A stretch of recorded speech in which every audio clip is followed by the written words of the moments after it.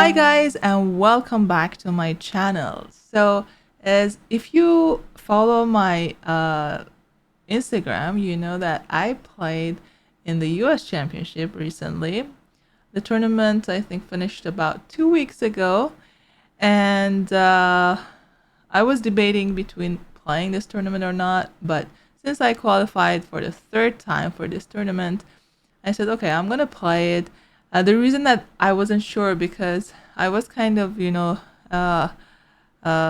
my pregnancy and kind of the last few weeks of my pregnancy. So I wasn't sure that if I have enough energy or not. But since we chess players love chess, I said, why not? I'm gonna try it.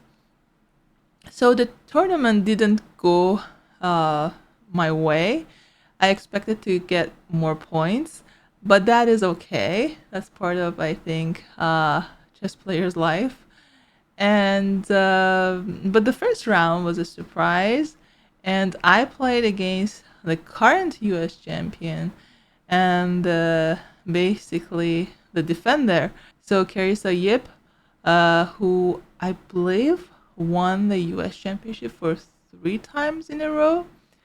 I played against her in the very first round, and today I wanted to analyze this game for you guys. So let's dive into it. Okay, I knew that Carissa is an e4 player. Mostly she plays e4. Of course, she has done d4 as well, but I prepared against e4 against her, and I played e5, knight f3, knight c6. This was one of the lines that I also Hikaru mentioned it, and he said that I can play this one. So I really liked the basically opening, and I said, okay, I'm gonna play knight f6, even though I mostly play either bishop c5 here, or I play Petrov's defense. So I just play knight f6 on the second move. But I said, okay, I want to change my opening, and I played knight f6 here. She played d3. I think she was surprised by my opening choice, but she didn't spend a lot of time in the opening, which is actually good for her, because I was expecting her to, spend more time in the opening so I can get the time advantage. But she kind of just spent a couple of minutes, not more than that. So here I played h6. This was in my preparation. She played a4. I played d6. I could have played a5 here as well. And the idea is to avoid a5, so it's a prophylactic move, but at some point I can lose control of this square on b5. So that's why instead of a5, I played d6 in the game. She played a5, quiet, fast, and I play a6, because in this pawn structure we usually don't want to allow white to play a6, because after a6, b6, then the light squares are really weak and there are some potential attacks on the light squares. So I played a6 here. She played c3. I played g6. So I decided to fianchetto my bishop, because if I play bishop e7, then there are some lines later on that black castles short and play rook e8, bishop back to f8, g6, bishop g7. So playing g6 was kind of like a shortcut in this opening. So I played g6. She played queen b3, attacking the pawn on f7, and I played queen e7 here to protect. She played knight d2, bishop g7, castle, castle, and rook e1. And here I played knight e8. Okay, computer probably doesn't like this move, But the reason I played knight d8 because I wanted to move this bishop out, and my pawn on b7 was hanging, and the queen cannot get trapped because I don't have knight a5 since white's pawn is on a5. So it's really hard to move the bishop. And if I play, let's say, rook b8, at some point, you know, white can, for example, go here. I can't move this knight because there is always bishop takes a6. And then I said, even if I move this bishop, my rook can, you know, stalk on b8. So I said, okay, I'm going to play knight d8 with this idea, bishop e6 to exchange her light square bishop, because you know in Italian game or in Spanish game, white's light square bishop is an important bishop, and you usually want to exchange that bishop. And I said, okay, I'm going to protect this pawn as well. But I spent about 10 minutes for this move because I wasn't sure what to play. So after knight d8, she played knight f1. I played bishop e6. And she played knight e3. I was actually expecting if she plays, for example, here something like h3 or bishop e3.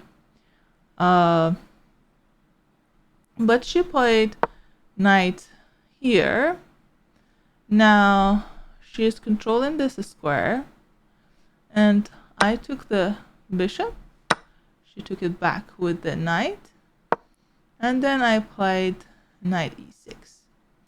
The reason I wasn't expecting her to go to this line is that, okay, my knight is moving towards this square, but also she cannot take that pawn, because if she takes the pawn, I can play knight c5, attacking the queen and the pawn.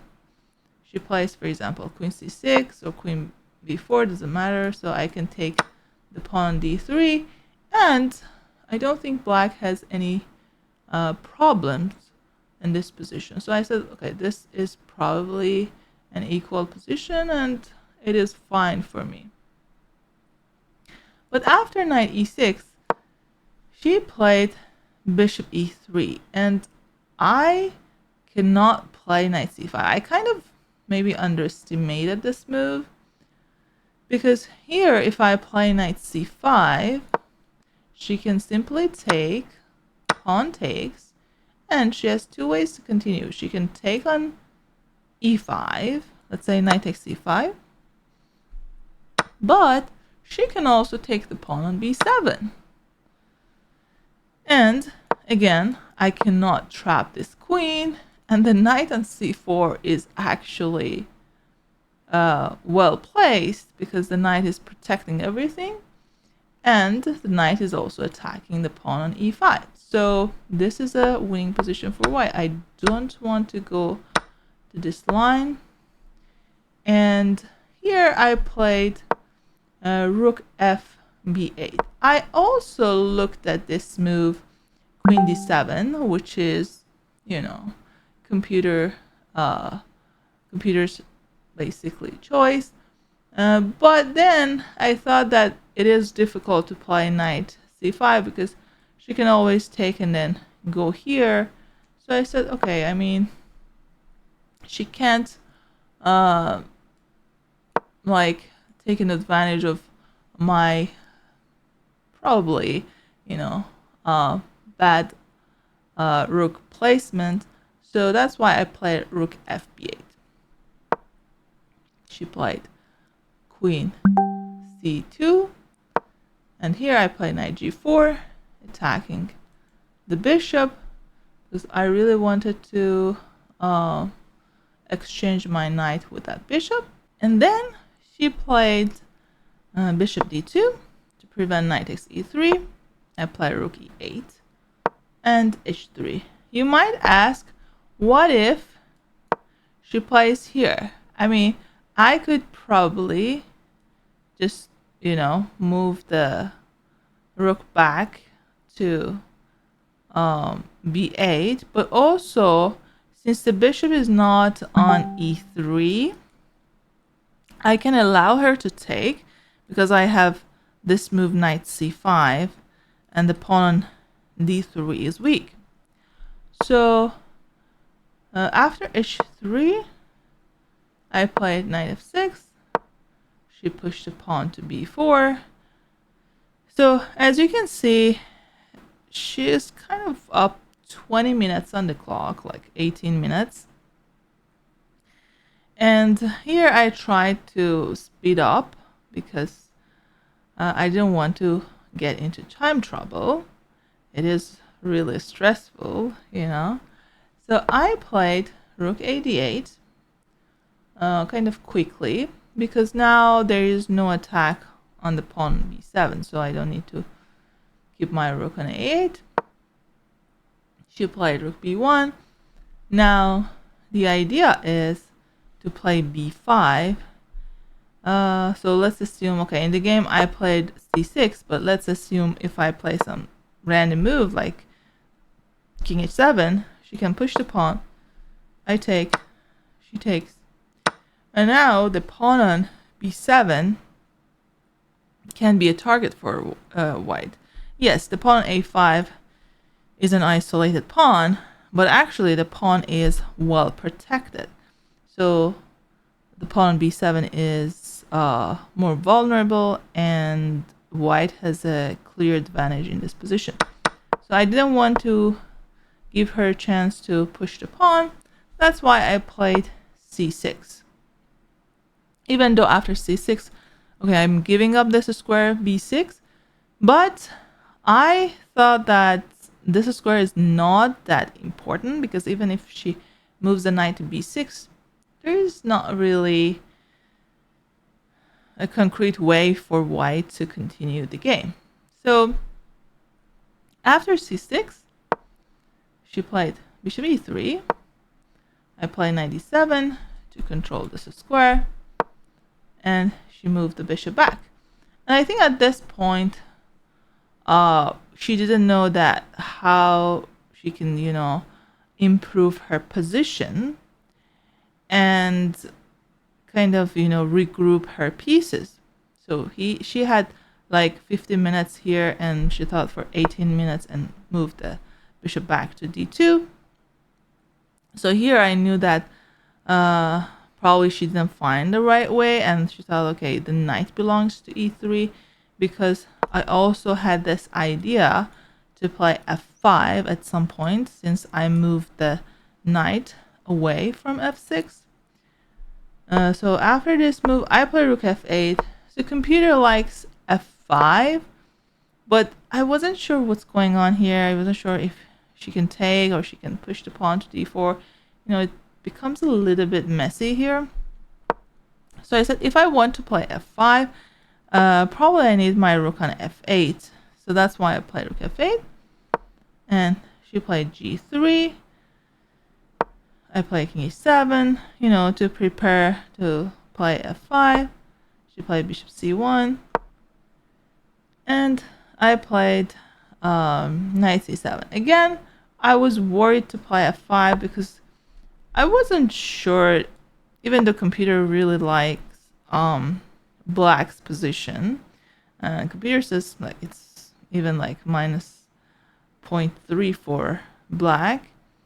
But I wasn't entirely sure that if I'm better in this position. So apparently after e takes f5, rook f5, and let's say knight h4, because I saw this line, I think I play rook f6.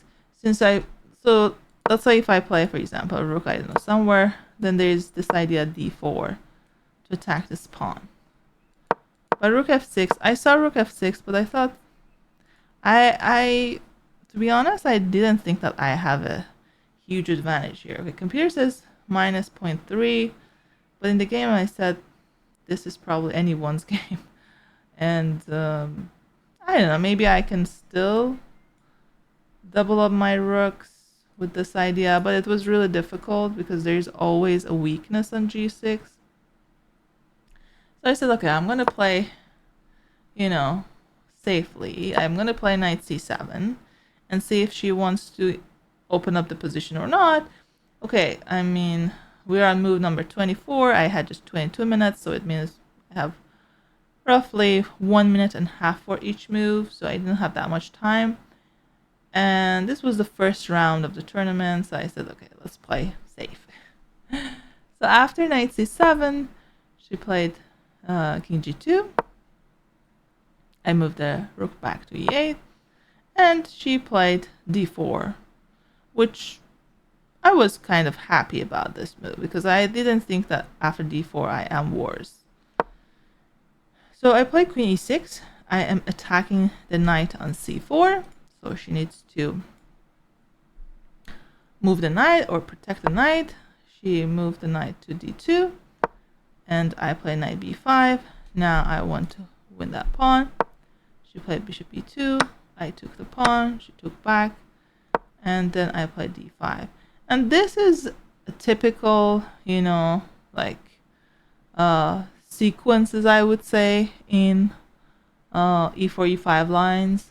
And because you usually want to, you know, fix the pawn structure and also attack central pawns. So I said this should be fine. So she played e5, and then I played queen e7. I'm attacking the pawn, but also I want to kind of get my knight to e6 in the game. So she played here, I played knight f8. She played rook b3, which was a mistake. So a better move here, according to the computer, is h4. But notice that she had only 6-7 minutes on the clock. I had 11 minutes. And we are 10 moves away from the second time control.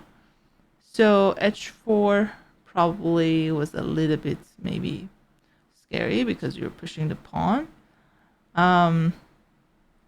But it was the best move. So she played there. I pushed the pawn to f5. The reason I pushed the pawn is because because I saw actually this idea h4, h5, and I didn't want to play h4, h5 myself because then it gives up this square. And I said if I play f5, okay, I'm blocking this queen. I'm gonna move my knight to e6, and I'm gonna block this connected passed pawn. And if she takes, okay, I'm fine. I just take here, and then there's a weakness on d4. There's an isolated pawn, and I can probably put pressure on that pawn later on. So after f5, she played queen d3, and then I played knight e6. So queen d3, computer likes this move knight b1 or rook d1 to protect here, but these moves are really difficult. So after queen d3, I play knight e6, h4 she played. I played here because the point here is that if I play h5, the square on g5 becomes weak, and if I don't play queen f7, she wants to play h5, and if I take, the pawn on f5 can fall.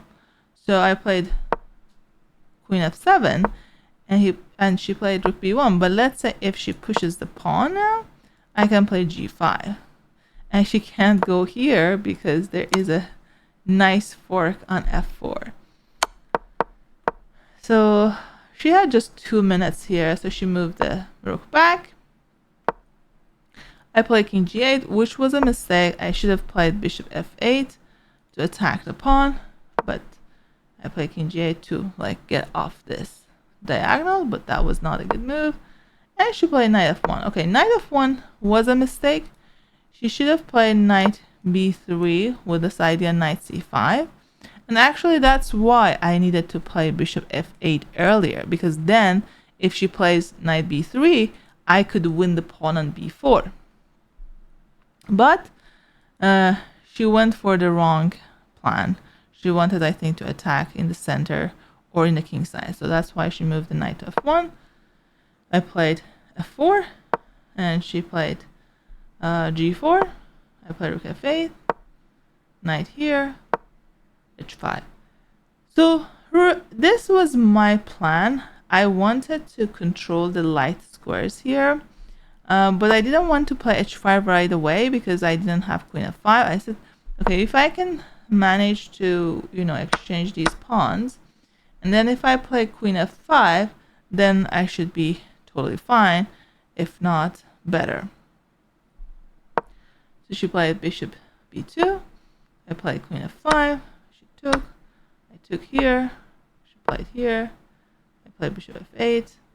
And okay, at this point, actually, after queen f5, it was, she had 1 minute, but we made to the second time control. So here we gained some time. We gained 30 minutes. She played rook g1, bishop f8, bishop a1, which was not a good move. A better move here was to play king h3, but again, it's a difficult move to play because your king is not that active on h3. But the point is you're protecting your pawn and you're checking the king, and you have a potential like knight g5 move and so on. But she played bishop a1 to open up this rook and protect this pawn. Now I played rook d7. She checked. I played rook g7, which is a good move. Now she cannot double up her rooks on the g5. So she played there. I played king f7, rook b3, king e8. I wanted to basically keep an eye here, but also I want to double up my rooks on this file. And notice that white has two weaknesses here, and white cannot move her pieces easily.